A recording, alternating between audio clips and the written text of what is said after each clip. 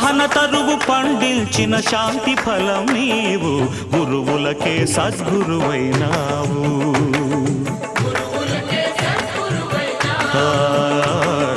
గురువులకే సద్గురువైనావు